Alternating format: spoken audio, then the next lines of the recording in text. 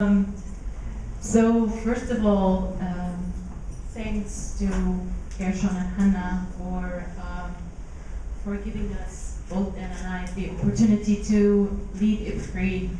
And again, that is not an easy thing to do. We know many organizations with many one-man shows still existing and refusing to hand over to a younger generation to lead their efforts.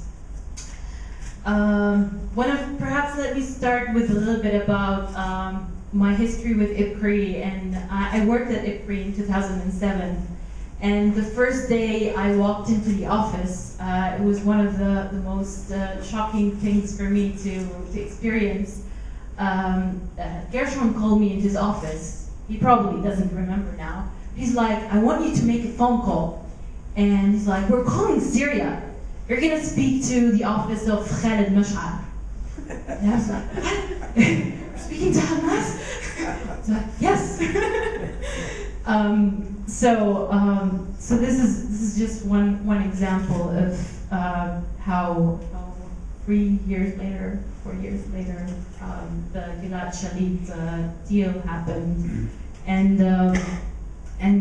with Hannah, I want to say something very special about Hannah. First of all, he was my neighbor since I was a young child, and I used to see him across the street, and I remember vividly the day when his car was burned because he was advocating for a joint municipality in Jerusalem, or a joint presence of Palestinians and Israelis in a Jerusalem municipality.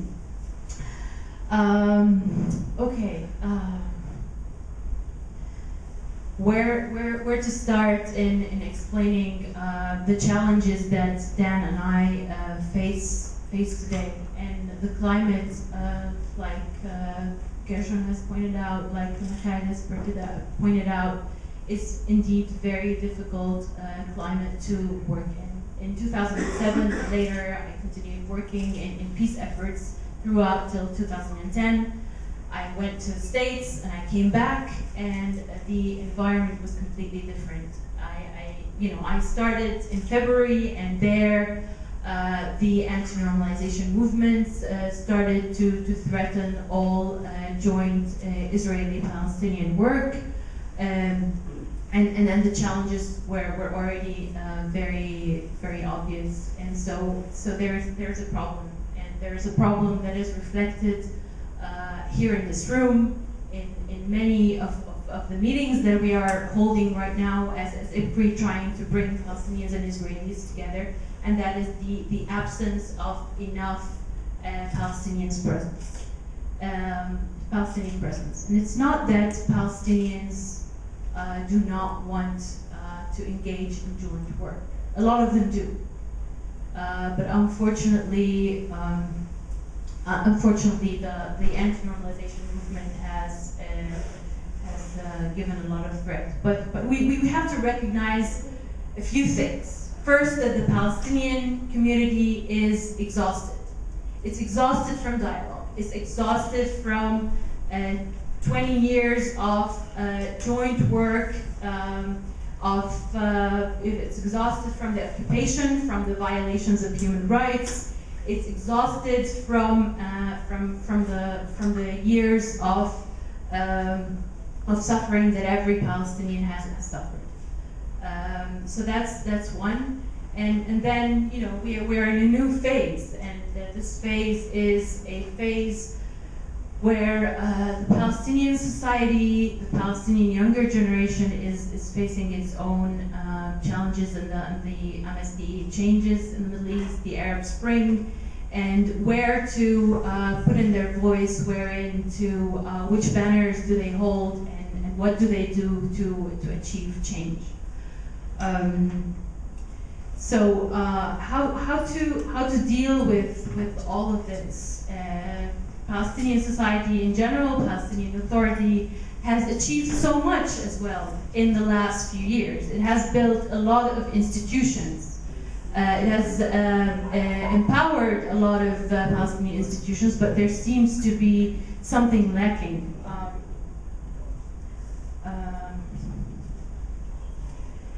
So we identified in IPCRI, after talking to so many Palestinians and Israelis, that there are problems. And on the Palestinian side, it's a problem of need, of the Palestinian people to be empowered and to be given their human rights.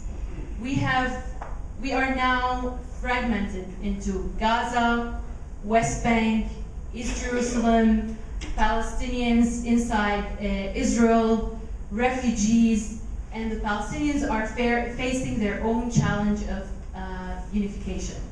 You know, how to create a consolidated Palestinian vision, a consolidated Palestinian vision for themselves, for their own faiths, and then second, how do we deal with Israel?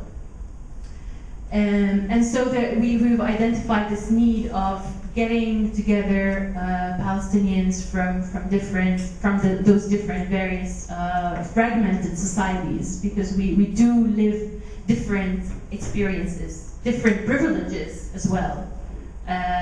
The Gazan is sort of locked up in a prison and looks at the person from the West Bank as having a lot of freedom, you know, and then the West Banker sees the East Jerusalemite as more privileged, and the East Jerusalemite sees the Palestinian in Israel as more privileged. So there is a lot to be working on in creating a consolidated Palestinian vision. And on the Israeli side, there's just lack of interest, lack of awareness about what's going on the other side. The other side is behind the wall. We don't see it, we don't experience it, we are pretty much happy living on the other side of the wall, going about our own business. So how to create that incentive to create peace? It's unlike your generation where there was an open space where if you chose to, you could get in your car or walk to a Palestinian town or village or neighborhood and speak to Palestinians, or vice versa, where trade relations were open and were not contingent on permits and all sorts of complications and efforts. So what we envision for IPCRI is more inclusion of groups that haven't been included in the peace process enough. I mean, we look at IPCRI's board right now, we look at various other organizations and peace institutions. If you look at the number of women, the number of Palestinians from Israel, other groups that need to be brought into the discourse and be part of a process, long-term process for peace. And perhaps one of the things that we should have in mind is trying to create a lasting peace. You know, we've spoken now. Our predecessors have worked on all the issues. We have shelves and shelves of information and detail on all issues of Jerusalem, refugees, what have you. All issues are in the shelves somewhere. But right now, that is not enough, because we also need that element, the people themselves, who are going to be also the new agents for change and for the new advocates for peace. And therefore, we are also moving from a solution-based approach to a more principle-based approach. It means that right now, just like our predecessors have assessed the situation and said, okay, what works now, it makes sense that we need to promote for a two-state solution, is also our time, our opportunity to reassess and say, let's be open for ideas. Let's examine solutions and principle, but mainly principle. We have to agree on the principles for the solution. It means because the devil is in the details, and any solution, if it's a two-state solution or any variation of the two-state solution, what will matter is really how is the Israeli government going to treat Palestinians, who has the control of power.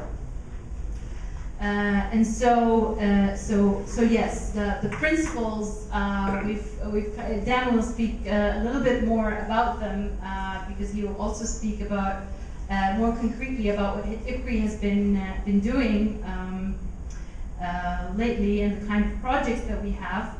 But we agree on the principles that most important are the human rights principles. At least for me, I keep saying, okay, it is my right to be able to present myself as a Palestinian, because that I don't have right now. As a Palestinian from East Jerusalem, I have neither a Palestinian passport nor an Israeli passport. I walk around with travel documents. So that is an important right for me. It's a collective right for many Palestinians, but there are also my individual rights. My individual rights, my property rights, my right to remain in Jerusalem, not be threatened by any authority or government to move me out of where I don't have to prove that I live that my center of life is in Jerusalem. I want to be able to, travel abroad, stay for maybe several years, and come back and say, okay, this is my home, and it will remain my home. And that is a right that every human being claims and should claim. And then the other thing is my rights. And that I address to my Palestinian people and my Palestinian government, and that is my right for freedom of speech, my right and the right for others to exercise democratic values, and that is something. While we have in Israel free and fair elections, and we had an experience in Palestine of free and fair elections, and in several other countries, we still do very much lack the human right, the democratic values. And those democratic values that allow us to understand others, to connect with others in a more universal basis. And that is also something to be said for the Israeli society and government, that we do need to focus on the values of human rights, the universal values of human rights, which will allow both people to respect each other from a human on a human rights level as human beings sitting or living next to each other. So we will be working on a lot of things, but definitely separation is something that makes us very uncomfortable right now. We noticed that amongst the old the previous generation, that there is a mentality of separation, which has come into life right now. We are here and they are there. And until now, I hear people who, when they speak about Jerusalem, they see that the only solution as a solution of division and separation. And I mean, and we see we don't want Jerusalem to be another Hebron, where violence breaks up. We want to make peace last. That's what we want. And I'll hand over to Dan to speak a little bit about the more concrete projects that IPCRI is doing right now.